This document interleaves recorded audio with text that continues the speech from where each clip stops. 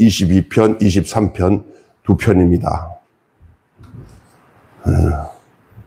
시편 122편, 23편 두 편 전체를 보겠습니다. 다 같이 한 목소리로 사람이 내게 말하기를 여호와의 집에 올라가자 할 때에 내가 기뻐하였도다. 예루살렘아 우리 발이 내 성문 앞에 섰도다. 예루살렘아 너는 잘 짜여진 성과 같이 건설되었도다. 지파들 곧 여호와의 지파들이 여호와의 집 이름에 감사하려고 이스라엘 전례대로 그리로 올라가는도다. 거기에 심판의 보좌를 두셨으니 곧 다윗의 집 보좌로다. 예루살렘을 위하여 평안을 구하라. 예루살렘을 사랑하는 자는 형통하리로다. 내 성 안에는 평안이 있고 내 궁중에는 형통함이 있을지어다. 내가 내 형제와 친구를 위하여 이제 말하니 내 가운데 평안이 있을지어다.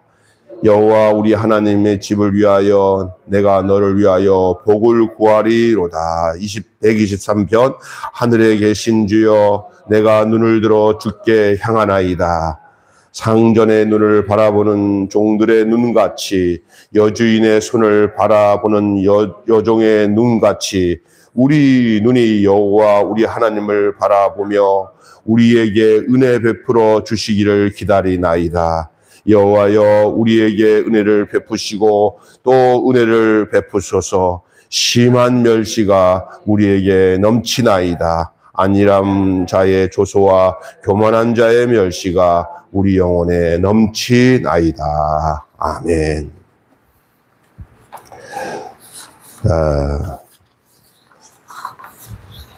이제 시편 어제 시편 120편, 121편 이렇게 두 절을 했어요.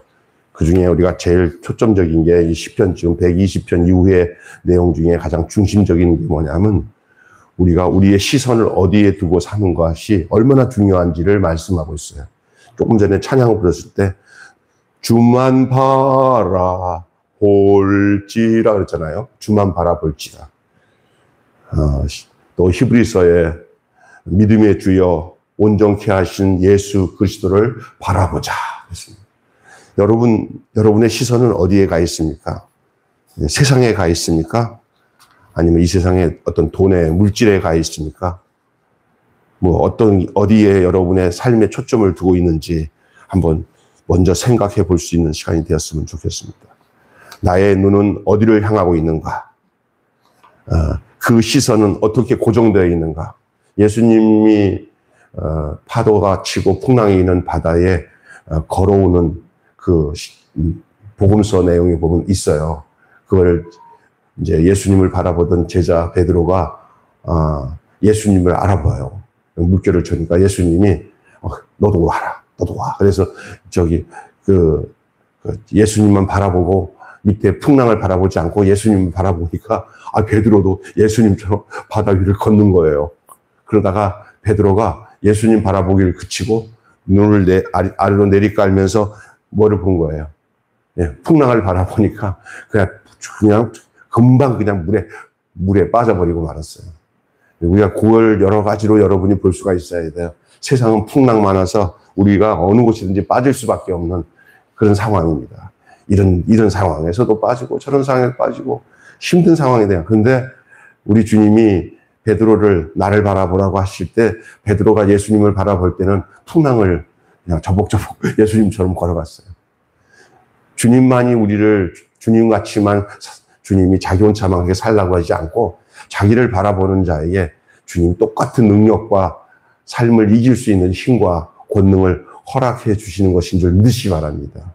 그래서 예수 믿는 사람 굉장히 힘 있는 사람들이에요. 이렇게 세상에 빠지고 좌절하지 않습니다. 예수님이 주시는 은혜를 바라보며 주님 바라보니까 어떤 역경도 환난도 이겨냅니다. 오늘 본문에도 이 어디를 바라보느냐가 얼마나 중요한지 몰라요. 여러분의 시선은 어떠세요? 아니 시선이라고 할 때 이 육신의 눈만 얘기하는 게 아니에요. 여러분의 생각을 어디다가 고정해 보고 두고 사냐고요. 여러분 속에 이 하나님을 생각하고 사는 시간이 얼마나 돼요? 그렇지? 그냥, 나 늘 하나님 생각하고 살아요, 목사님. 뭐? 그러면 내가 할 말은 없어요. 그런데 그게 아니라, 다른 것 거두절미하고, 그 시간만큼은 다른 거 안 해. 아무것도 생각 안 하고 그냥 나를 향하신 하나님을 내가 묵상하며 하나님만 생각하는 시간이 얼마나 돼요? 솔직히. 다른 생각 딱 끊고 그냥 아무 생각 없이 누구만 생각하냐면 나를 구원해 주신, 나를 이 땅에 태어나서 생명 주신 그 하나님만 생각하는 시간.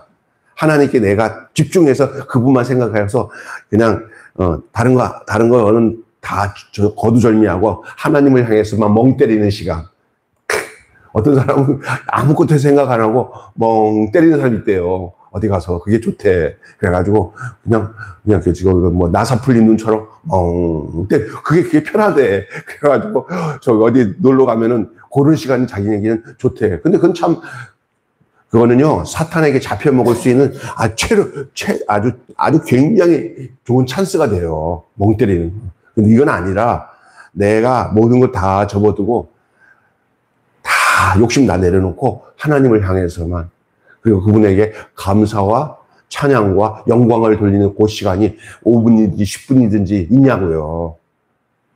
그때는 소리내서 기도할 시간도 없어요. 그냥 가만히 주를 향하는 거예요. 주를 바라보는 거예요.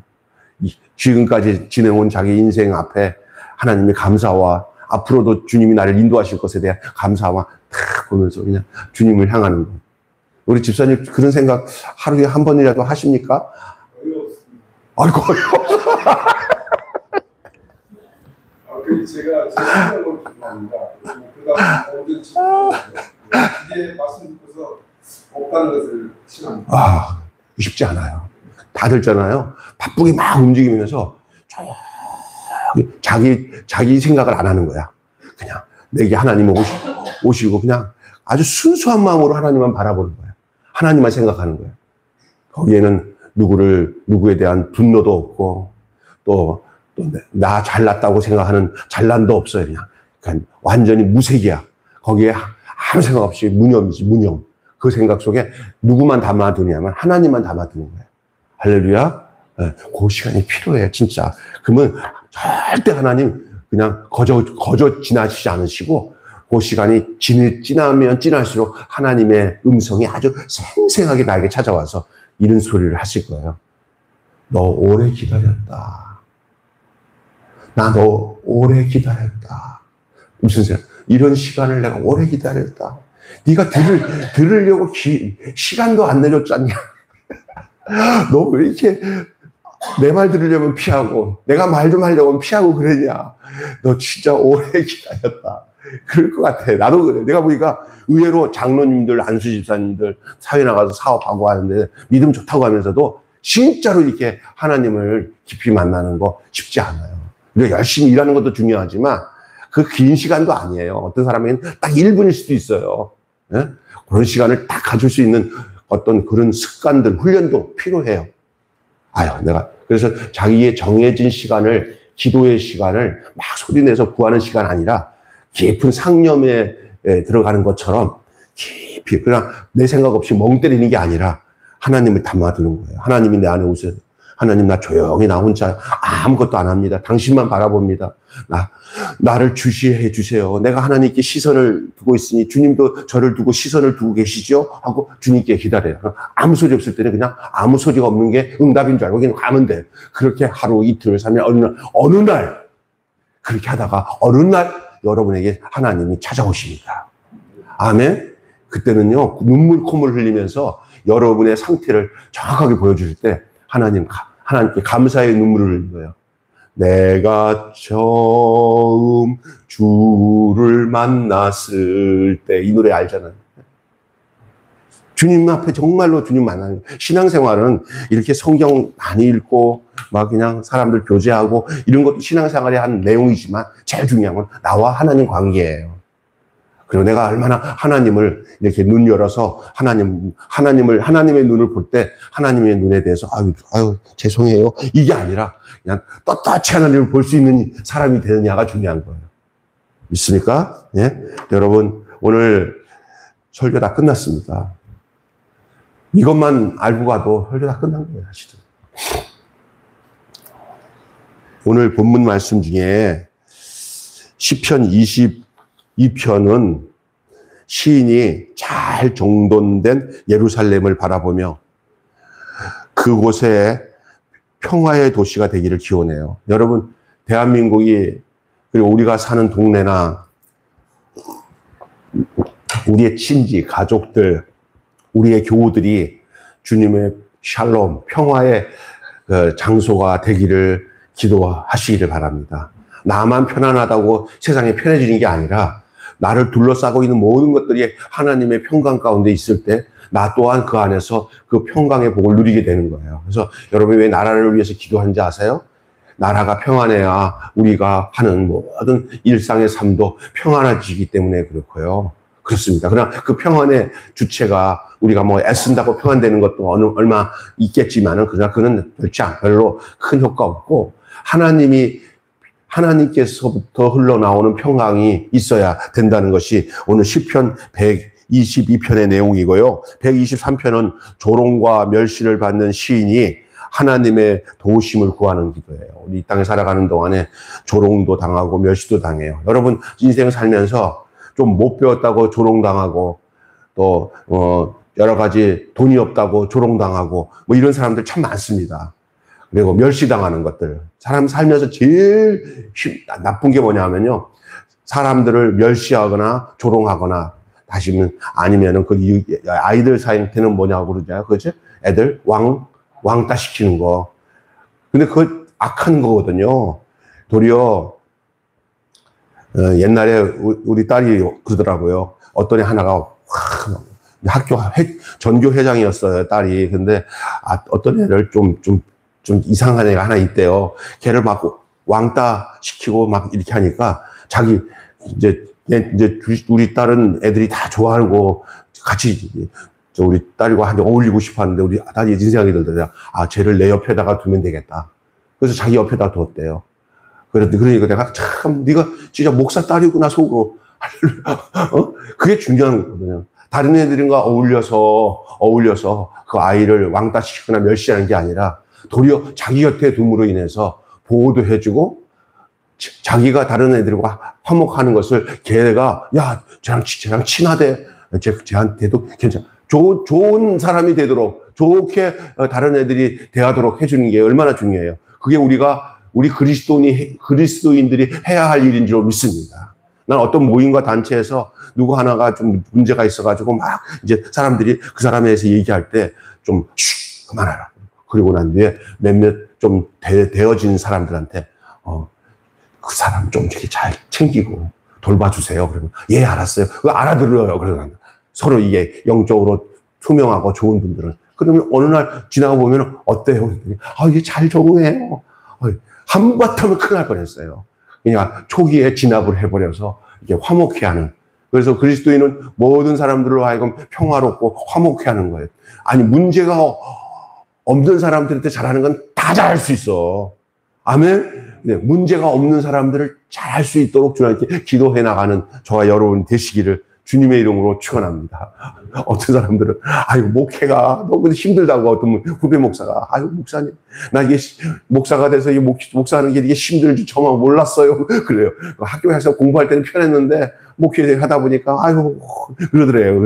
그래서 쉬운 거 같으면 누구나 다 하지. 쉬운 거 같으면 누구나 다 하지. 할렐루야. 또 쉽게 된다고 하는 사람도 문제가 많은 거예요. 세상이. 그건 뭐냐? 문제를 피해 다니니까 쉬운 거야. 그건 안 좋은 거야. 내 삶의 현장에 막 문제거리가 생길 때 이런 생각해야 돼요. 내가 평화를 심을 수 있는 곳이 많아지는구나. 내가 보듬어줘야 될 사람들이 많아지는구나. 이런 생각을 하게 되면 하나님이 남다른 은혜와 능력도 함께 해 주실 줄로 믿습니다. 참 쉽지는 않아요. 그런데 세상에. 그건 목사님 말은 쉽죠. 그것도 한두 번이죠. 힘에 부딪힐 정도로 힘들 때는 어떻게 합니까? 그때는 기도하는 것밖에 없어요. 그리고 기도하고 또 하나님이 피할 길을 주실 거예요. 할렐루야. 자, 그 다음에 오늘 우리가 이 본문을 보시면 이제 좀 전체적인 내용을 먼저 얘기한 다음에 핵심적인 말씀으로 말씀을 마감하겠습니다. 우리 22절 말씀 우리가 읽었잖아요. 거기에 시인은 이 평화의 마을 예루살렘을 바라보면서 그곳에 평화가 깃들기를 기도하는데 성전에 올라가는 순례자들의 행렬과 잘 정돈된 도시 바로 다윗의 보좌가 하나로 같이 어울려져서 그는 이 평화의 비전을 보게 됩니다. 품게 돼요. 그것을 시로 표현하고 있는데 전쟁, 분쟁, 시기, 반목을 버리고 서로가 평화를 빌어주는 공동체. 공평과 정의가 구현되는 평화의 나라, 샬롬의 나라를 품습니다. 저는 요즘에 이 국가를 볼 때 안 볼 수도 없잖아요. 이렇게 유튜브나 같은 영상 같은 거 나오는 거 볼 수밖에 없잖아요. 핸드폰 다니다 보면. 다 각자 자기들 생각 가지고 막 유튜브를 날리는데 이 보면은요. 이걸 믿어야 할지 안 믿어야 할지. 그러니까 일단은 그냥 이게 넌픽션 이건 가설이다. 이거 진짜 아니다라고 생각하고 봐야 돼. 그리고 나한테 정확하게 확인되기 전까지는 입으로 말하거나 퍼나르지 않아야 돼요. 믿습니까? 지금 사람들은, 유튜버들은 대부분 그 구독자나 조회수를 많이 늘려가지고 거기에 돈벌이 되기 때문에 가짜를 많이 생산할수록 사람들에게 자극적으로 그게 많이 돼요. 그러니까 어떤 사람들 제목은 이상하게 대단하게 했는데 들어가면 볼 게 없어요. 예? 그리고 또 젊은 유튜버들이나 또 못된 유튜버들은 뭐 여자들의 아주 그냥 그 야한 모습들을 막 올려가지고 이렇게 구독자 올리거나 또 아니면 먹방 같은 거 있잖아요. 먹는 거 그런 거 있잖아요. 남 먹는 거 보면서 함께 즐거워하는 괴짜 시대에 살아가고 있어요, 우리가.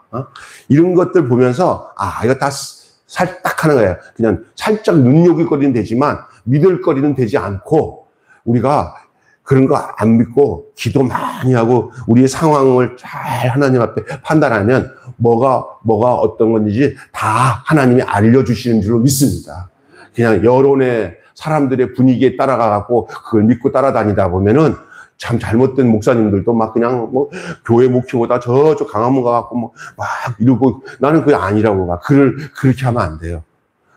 또 특별히 그리스도인들은 하나님 앞에서 홀로 기도하며 나라를 위해 눈물을 흘리며 기도하고 어떤 사람들에게 치우침을 당하지 않고 해야 된다고 봐요. 다 그분들도 다 뜻이고 또 때로는 맞는 얘기를 하지만은 그러나 우리가 그렇게 돼서 하나님께서 역사하는 거 아니에요. 하나님은요 그렇게 안 해도 다 역사해요. 이렇게 그런데 모임 가면은요 이 사람들이 전부 같아요. 그러나 사실은 100분의 1밖에 안 되는 사람들이 모인 거예요. 100분의 1밖에 안 되는 사람들이. 그러니까 착각을 하게 된다고, 착각. 와, 사람 많이 모였대. 그거요. 국가적으로 볼 때는 100분의 1도 안 되는 사람들이 함께 모인 건데, 그게 전부 모인 것처럼 보이는 거예요. 함께 모이니까. 그런데 사람들이 그렇게 많이 모인데도 세상이 이상해? 이상하지. 멀쩡한 사람들 99%는 안 가. 이상한 1% 사람들이 모여 있는 것이 한번 모여봐요. 그럼 몇천 명, 몇만 명이 되지. 할렐루야? 우리나라 인구가 1000만 명이잖아. 거기에 10,000명만 모여봐요. 1000분의 1밖에 안 모였는데도 그게 많은 것처럼 보인단 말이야. 그래서 착각을 하는 거야. 그런데 왜, 선거 결과가 왜 이래? 막 그러잖아. 왜 그러긴. 가만히 있는 사람들은 다 알아. 그러니까 우리가 함부로 이런데 사람들 군중심리에 몰려가지고 이랬다 저랬다 하지 말고 하나님 앞에 무엇이 옳은가 정당한가를 볼 줄 아는 그런 지각이 열려져야 될 줄로 믿습니다. 이 나라를 위해서 기도하는데요. 정말 이 나라 예루살렘의 평화를 위해서 기도하잖아요. 예루살렘의 평화. 이게 뭡니까? 교회의 평화예요. 우리 대한민국이 어떤 나라입니까? 저는요. 국가가 타락되기 전에 먼저 타락되는 게 종교계가 타락돼요. 예수 믿는 사람들이 타락하지 않았기 때문에 그만큼 소금 역할을 하니까 그래서 이만하다가 하는데 그마저 소금과 빛의 역할을 하는 예수 믿는 사람들이 타락하면은 그때는요 대책이 없어요. 여러분 바닷물에 소금기가 있으니까 바닷물이 살아요. 근데 그 소금기가 싹 가버리면은 그 바닷물을 썩어버려요 그냥요. 할렐루야.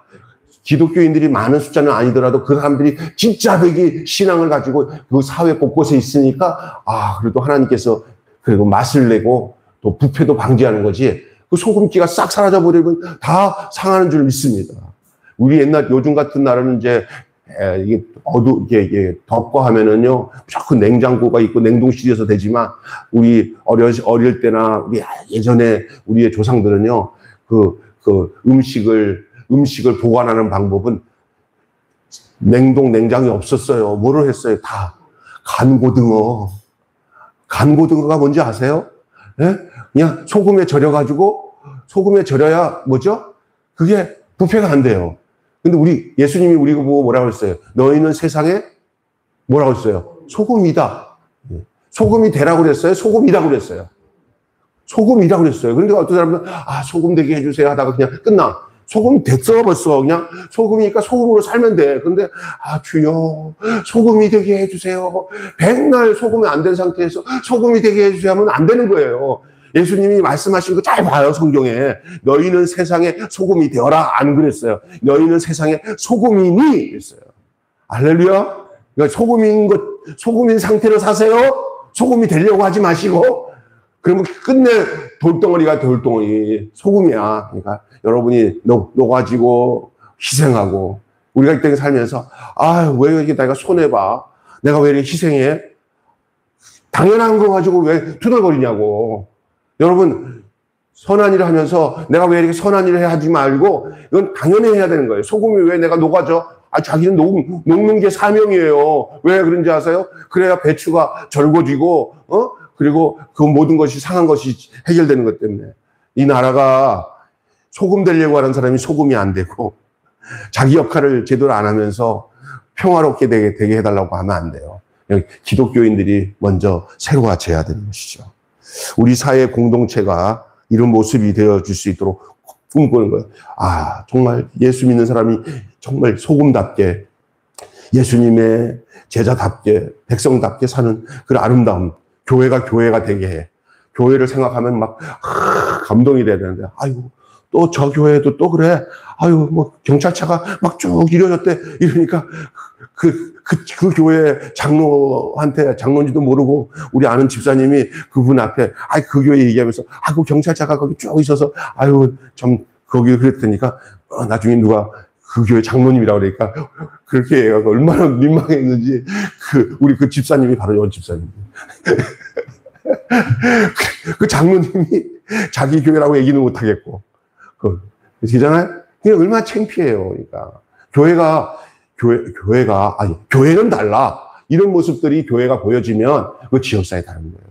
나는 이런 거 있어요. 하나님께서 보시고 판단하는 게 우선이지만 두 번째로는 이 지역에서 교회가 크든 작든 저 매일교회 목사님과 성도들은 이 동네에 꼭 있어야 돼. 참 필요한 교회야. 이렇게 돼야 될 줄로 믿습니다. 아멘. 제가 머리를 깎는데 내가 이 교회 목사님인지도 모르고 나 머리를 깎다가 그분이 이러더라고요. 여기 지나가려도 매일 우리 교회 얘기를 하더라고요. 그래서 할머니들 막 매주마다 반찬도 주고 거기 조그만 교회인데 그건 교회 역할을 잘하는 것 같아요. 그래서 거기가 어딘데요? 그랬더니 저쪽 매일 아저씨 저 좀 어딘지 대다 주실래요? 그랬더니 그래요? 야 내가 알려줄게요. 뭐 그러더라고. 그래서 내가 머리를 깎고 한 데서 갔어요. 아직 목사라는 얘기 안 했어요. 근데 제가 문 열고 돌아오면서 무슨 생각이 드는지 아세요? 기분 좋다 그랬어요. 기분 좋다. 할렐루야. 하나님도 기뻐하셔야 되지만 정말 필요한 그 역할을 감당하는 거 참 중요한 것 같아요. 세상 사람들은 말씀만 전하는 것을 교회로 보지 않습니다. 말씀대로 사는 모습을 보고 진짜 저 교회는 참 교회라고 생각해요. 있습니까? 네. 참 중요한 것입니다. 123편은요, 부족한 삶에는 하나님이 필요 없고, 물질을 삶의 전부로 삼은 오만한 자들은 평화를 사랑하는 가난한 순례자를 한심하게 여긴다. 이게 뭐냐면, 어떤 수단과 방법으로 돈 많이 벌고, 아주 비열하게 돈을 벌어가지고, 선한 사람들을 힘들게 하면서 살면서, 이 세상을 적응하지 못하고, 그냥 무조건 하나님 다 쳐다보면서 착하게 사는 사람들 보면서, 이거 한심한 인간아. 세상은 말이야, 양육강식이야. 그렇게 손해보고 그렇게 희생하고 살면 너 부자가 될 줄 알아? 세상은 안 그래. 나같이 이렇게 약삭빠르게 남의 것도 뺏어가지고 내 걸 만들고 사기쳐서라도 돈을 많이 버는 게 지혜로운 거야. 이렇게 생각한다는 거예요. 할렐루야. 그리고 그 한심한 우리 같이 이렇게 그냥 곱게 법을 지키고 사랑하며 그냥 희생당하는 대로 예, 알았습니다 하면서 바보같이 사는 것 사람 보고는 한심스럽게 생각할 수 있다는 거예요. 그러나 그게 아니라는 거예요. 그렇게 한심스럽게 여기지만은 정의, 평화 이것을 전하는 우리에게는 세상의 조롱과 멸시가 뒤따라올지라도 흔들리지 말아야 됩니다. 세상이 악할지라도 우리가 악한 것을 따라갈 마음으로 흔들려서는 안 되는 줄 믿습니다. 아멘. 그러면 우리가 진짜 큰일이에요. 그러면 거기서 다르구나. 하나님, 여러분 시편 1편에 보면은 복 있는 사람은 악인의 길을 쫓지 아니하며 죄인의 길에 서지 아니하며 오만한 자리에 앉지 아니하고 오직 여호와의 율법을 주야로 묵상하는 자로다. 저는 시냇가에 심은 나무가 씨를 쫓아 과실을 맺나니 과실을 맺는다 그랬어요. 그 다음에 악인이 나오잖아. 악인은 그렇지 아니하며 바람에 나는 겨와 같다 그랬어요. 그래서 죄인이 의인의 회중에 들지 못하고 악인이 의인의 회중에 들지 못하고 나중에는 그 쭉정이 같은 악인들은 하나님이 다 없애고 의인의 회중은 하나님이 보호하신다고 그렇게 약속하고 있어요. 세상은 의인을 한심하다고 그렇게 할 수 있어도 하나님은 안 그러신다는 사실을 알아야 되는 거예요. 예. 그리고 우리가 가는 길이 쉽지 않더라도 어떨 때는 조롱당하고 멸시당하고 그렇게 살아서 세상 살 수 있을 것 같아. 그래도 여러분 그렇다고 그렇게 아직 바보가 되는 얘기가 아니에요. 하나님을 믿는 바보가 되라는 얘기예요. 바보가 돼도 누구를 믿는 바보? 하나님을 믿는 바보가 돼야 돼. 그러면 하나님의 지혜가 그 세상적으로 지혜롭다고 하는 사람들을 다 하나님께서 부끄럽게 하신다는 거예요. 할렐루야. 그렇습니다. 그래서 우리가 시선을 누구에게 두어야 돼요? 하나님께 고정하고 옳은 길로 걸어가는 저와 여러분이 되시기를 바랍니다. 세계의 10대 종교, 3대 종교가 유대교, 이슬람교, 기독교 이렇게 얘기하는데 그 중에 그 성지가 어디냐 하면 살롬의 도시 예루살렘이에요. 샬롬이에요, 샬롬. 그래서 예루살렘이라는 뜻은 평화의 도시예요. 샬롬의 도시. 이름이 무색할 정도로 그 예루살렘은 지금도 전쟁이 끝나지 않고 있어요. 그 예루살렘을 중심으로 해서 아랍과 이스라엘의 전쟁은 주님이 오실 때까지 싸우는 것 같아요. 앞으로 그럴 거예요. 말만 예루살렘이지 거기는 평화의 도시가 아니라 전쟁의 도시입니다. 스스로 왕이 되려고 시도를 멈추지 않는 한 그리고 영원한 왕의 자리에 앉으시고 그 백성을 다스리지 않는 한은 진정한 평화는 찾아올 수 없다는 이야기입니다. 그래서 진정한 평화는 왕의 보좌에서 흘러나오는 거예요. 왕의 보좌. 그 왕이 누구냐? 하나님이셔요. 오늘 순례의 방향과 목표가 선명해지고 있습니다. 그게 뭐예요? 나아가야 할 구체적인 지점은 어디냐? 우리가 갖고 있는 생각이나 어떤 세상적인 어떤 목표 지점이 아니라 우리가 나가야 할 시점과 지점은 어디냐? 왕의 보좌인 줄 믿습니다. 왕의 보좌에서 시작하고 끝도 왕의 보좌로 끝나야 돼요. 처음과 끝이 똑같은 지점으로 맞춰져야 돼요. 그게 왕의 보좌예요. 하나님이 임재하시는 곳이에요.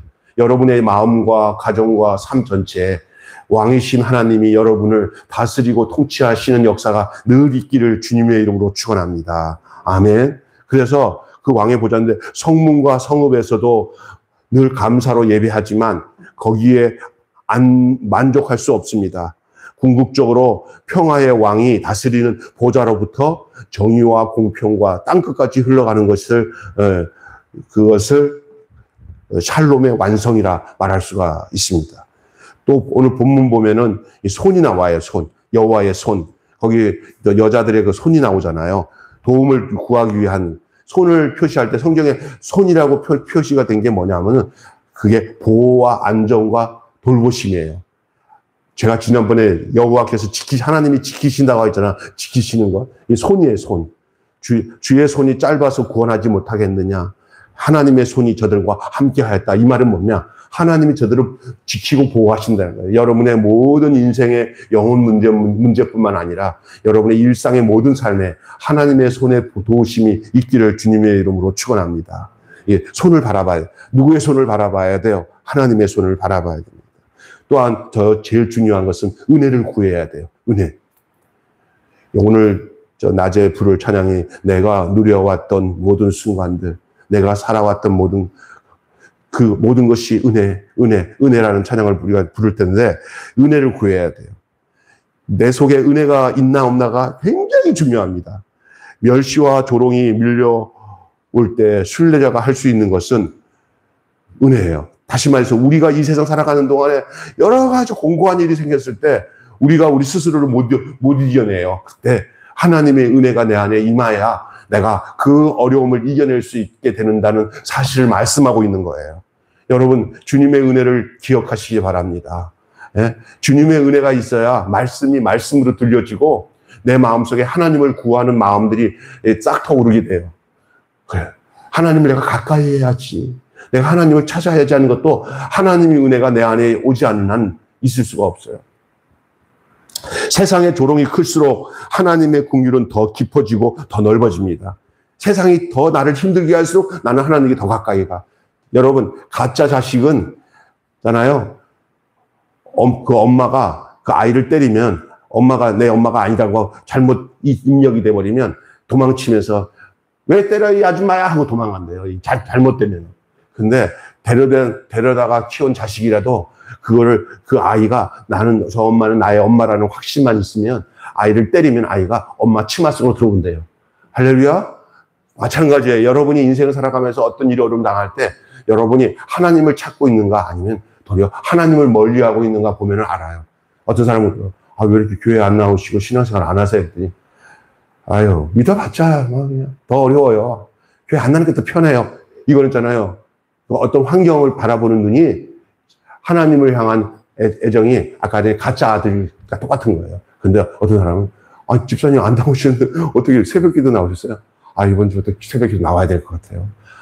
내 마음이 이렇게 돼서는 안 돼. 내가 하나님께 가까이 가야지 하면서 그 마음을 또 바꿔먹고는 모든 삶의 생각을 내 생각대로 내 방법으로 하는 것을 좀 뒤로 하고 하나님이 나에게 뭘 말씀하시는지에 대해 더 궁금하게 생각하며 그 인생의 방향을 바꾸는 거예요. 할렐루야? 그런 거예요. 예, 여러분, 교회에서 들려오는 그 목사의 설교나 이런 내용들을 이렇게 생활 속에서 가능하면 들어야 돼요. 하나님의 말씀은 하나님이 직접 말씀하시긴 하지만 그 하나님이 세우신 종들 있잖아요. 이게 목사님들, 내가 섬기는 교회 또 목사님이 설교한 내용들을 한 주간에 서너 편씩은 듣고는 교회의 흐름과 함께 해야 돼요. 우리 심홍란 집사님, 우리 정현재 집사님 같은 경우, 이게 새벽 예배도 못 나오더라도 이렇게 음성 설교를 다 내가 보내주면, 그걸 다 들으니까 보내주는 거예요. 보면 다 뭐 하냐? 듣고, 그걸 반응하고, 어떨 때는 이렇게, 들은 말씀을 저한테 얘기를 해요. 그래서 제가 어떤 생각이 드냐?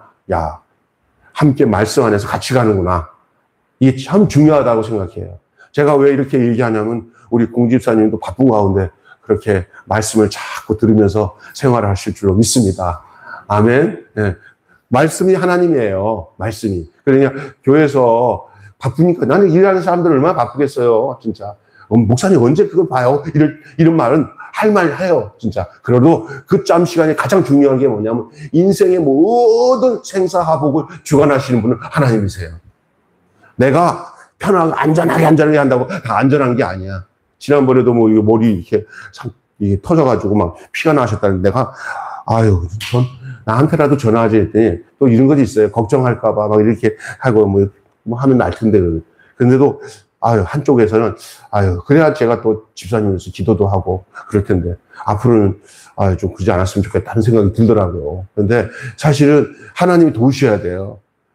특별히 이렇게 공사도 하고 이렇게 위험한 기구를 이렇게 하잖아요. 막 뭐가 떨어질 수도 있고 작업 중에 사고도 날 수 있고 그런 거 하나님이 안 도와주시면 안 되는 일들이에요. 하나님이 지켜주셔야 돼요. 여호와는 너를 지키시는 자라. 할렐루야. 낮의 해가 밤의 달이 너를 해치 않겠다. 그렇게 말씀하고 있는 거예요. 은혜를 구하셔야 돼요. 여러분이 은혜 떨어지면요. 따라서 합시다. 은혜 떨어지면 시험이 온다. 백발백중이에요. 은혜 떨어지면 뭐가 와요? 그 아무것도 아닌데 시험이 와요. 근데 시험을 이기는 건 뭐냐? 은혜 안에 머무는 거예요. 하나님 나에게 은혜를 베푸시고 은혜를 베푸세요. 근데 또 내가 은혜를 받은 거를 딱 누가 더 잘하는지 아세요? 마귀가 더 잘해서 그 은혜 뺏으려고 또 세상 말로 막 오두방정 떠요. 이 마귀가. 진짜요. 여러분 그때 아셔야 돼요. 야, 마귀도 내가 은혜 가운데 사는 걸 아는구나 하고 생각하고 그걸 넘겨야 돼요. 왜냐하면 우리가 이 세상은요. 하나님을 모시고 사는 우리가 하나님의 나라가 되고 하나님의 백성이 되었지만은 저 천국 갈 때까지는 계속 마귀와 영적 전쟁을 갖고 있는 게 우리가 육신을 가지고 있을 동안에 그런데 어느 시점에 마귀가 건들수록 우리가 믿음이 강해지면 마귀가 포기해요. 마귀가 건들수록 나를 은혜 떨어지도록 막 역사할 때마다 내가 더 하나님께 은혜를 공급받으면 저거 봐라.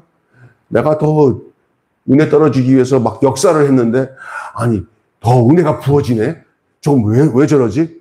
아이고 쟤는 힘들 때마다 더 하나님께 은혜를 구하는구나. 하는 거 안 거예요. 그냥 마귀가 아이고 그러면 역사를 하지 말아야겠다. 내가 아예 건들지는 말아야겠다. 그때부터는요 알아야 돼요. 야 내가 이겼구나라고 생각하고는 하나님께 은혜를 구하는 게 아니라 감사를 드려야 돼. 할렐루야. 그러면 그게 또 다시 벽을 쳐가지고 또 마귀가 딱 하려고 했더니 아니 벽이 두 개가 됐네. 하나 은혜가 있더니 하나는 또 감사로 벽을 쳤네. 못 들어가겠네. 에이 쟤는 끝났다. 이제 건들지 말자. 그때부터는요 마귀가 역사하지 않고 날마다 은혜 안에서 감사와 기쁨과 영광이 오는 날이 분명히 옵니다. 아멘. 근데 다들 요 시기를 못 건져가지고 다 시험 넘어지고 하는 사람들 참 많아요. 저는 이걸 알았어요. 그래서 건들기만 하면 더 믿음이 강해지고 은혜가 더 충만해지는 스타일의 성도가 될 뿐만 아니라 목사가 될 뿐만 아니라 성도들도 다 그렇게 만들어버리면 다 하나님 앞에서 보호받더라고요.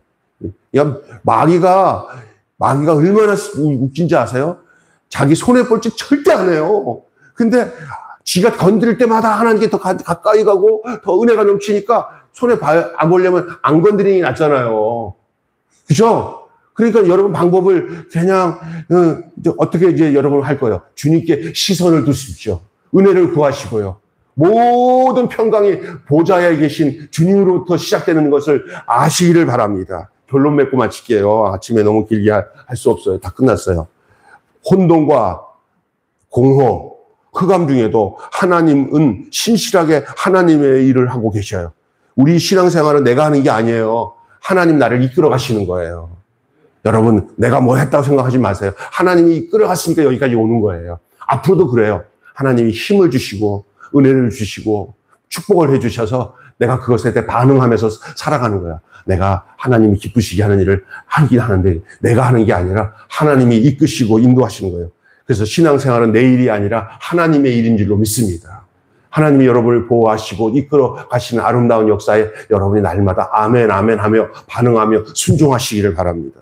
스스로의 길을 찾으려고 하지 말고 하나님의 선하심을 구하고 바라보면 그 곤고함과 환난 속에서도 화평으로 인도하시는 하나님의 은혜가 내게 부어진다는 사실을 기억하셔야 돼요. 이거 중요한 얘기 할게요. 세상이 줄 수 없는 은혜는 세상에 속하지 않는 순례자들에게만이 가질 수 있는 몫이다. 참, 오늘 말씀 들은 여러분 알 거예요. 하나님 안에 속한 자만이 얻을 수 있는 하나님이 주시는 은혜가 있어요. 그게 뭐예요? 아까 제가 말했잖아요. 마귀가 건들면 건들수록 세상이 나를 건드려서 더 어렵게 하면 할수록 더 하나님께 가까이 가면 어느 시점에는요, 그 세상에 주는 여러 가지 고통들이 하나님 안에서 하나님께서 그것을 딱 벽을 주시고 사탄도 스스로 건드려봤자 더 믿음이 강해지고 하나님께 가까이 아닌 내가 건들 필요 없어요. 이 마귀가 얼마나 계산적인데요. 여러분이 그 방법밖에는 우리가 진정한 하나님이 주신 평강과 축복을 누릴 수 있는 방법이 없다는 것이 우리가 사는 이 세상이에요. 그래서 저 사람 믿음으로 살면서 저렇게 어느 환경이든지 저렇게 마음이 평강하고 이렇게 자유롭지? 그러면 그 사람은 틀림없이 제가 보기에는 이렇게 세상이 줄 수 없는 은혜를 그 마음속에 품고 살기 때문에 그런 결과가 나타난다는 사실을 말할 수가 있습니다. 아멘. 오늘 한마디로 한번 샬롬의 왕께 시선을 고정할 때 샬롬이 있다. 평강입니다. 그럼 평강으로 합시다. 평강의 왕에게 시선을 고정할 때 평강이 있다. 시작. 평강의 왕께 시선을 고정할 때 평강이 있다. 외울 수 있겠어요? 박 목사님, 시작. 평강의 왕께 시선을 고정할 때 평강이 있다. 시작. 평강의 왕에게 시선을 고정할 때 평강이 있다. 평강. 이건 다 외울 수 있어요. 그죠? 집사님, 해보세요. 시선을 고정할 때 평강이 있다. 이제 우리 공집사님만 외우면 다 외우는 거예요. 사모님 해보세요. 시작. 평강의 왕께 시선을 고정할 때 평강이 있다. 이렇게 오늘같이 쉬운 거 없어요. 다 함께 시작. 평강의 왕께 시선을 고정할 때 평강이 있다. 여러분의 시선을 왕이신 하나님, 평강의 왕이신 하나님께 시선을 고정하시기 바랍니다. 여러분 직장에 있을 때나 가정에 있을 때나 언제든지 사람과 대할 때도 나를 지금 하나님이 지켜보고 계시지 하고 나도 주님 바라보면서 사람 뒤에서 역사하시는 하나님이 여러분에게 보여야 함부로 사람들을 대할 때 하나님 면전에서 대하니까 얼마나 든든하기도 하고 얼마나 조심스럽겠어요. 그러니까 나의 삶이 변화될 수밖에 없는 거예요. 할렐루야. 기도하겠습니다. 하나님 아버지, 평강의 왕께 시선을 고정할 때 그때 샬롬, 평강이 있는 줄로 믿습니다. 나는 어디에다가 시선을 두고 사는지 정말 내 하루 바쁜 생활 속에서 아무 생각 다 없이 하나님께만 내 마음과 중심을 두는 그런 시점의 시간이 있는